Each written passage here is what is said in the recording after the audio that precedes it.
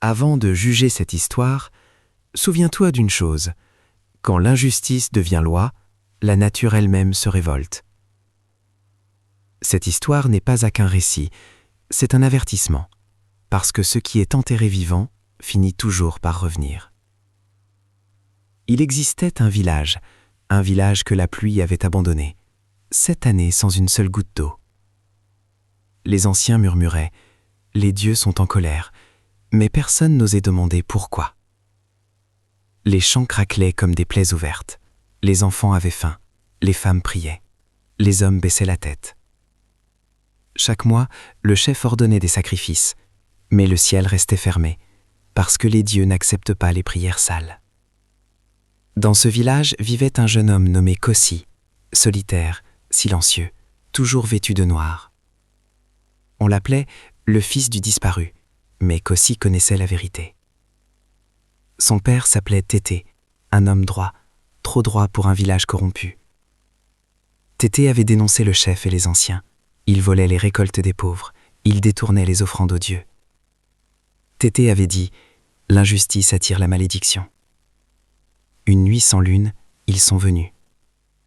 Ils ont traîné Tété hors de sa maison. Kossi, encore enfant, observait caché. Ils ont creusé un trou, pas pour l'enterrer mort, mais pour le faire taire vivant. Tété cria « Même sous la terre, la vérité respire ». Puis, le silence. Le lendemain, le chef déclara « Tété a fui le village ». Et tout le monde acceptait, parce que le mensonge était plus confortable que le courage.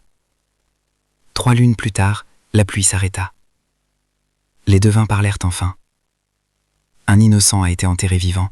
Tant que justice ne sera pas rendue, le ciel restera fermé. Après 7 ans de sécheresse, Kossi se leva devant tout le village.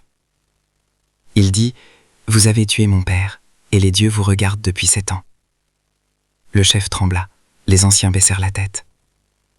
Kossi guida le village vers la terre interdite. Ils creusèrent. Ils trouvèrent les os, le bracelet, la vérité. Le ciel gronda. Le chef fut attaché sur la place publique. Les anciens furent jugés par le peuple. Le chef perdit son titre. Ses richesses furent distribuées aux pauvres. Il fut chassé du village, seul, sans protection. Les anciens furent bannis, interdits de terre sacrée, condamnés à errer avec leur honte. À cet instant, la pluie tomba. Tété fut enterré dignement. Avec chant, avec respect, avec vérité. Et la terre but enfin la pluie.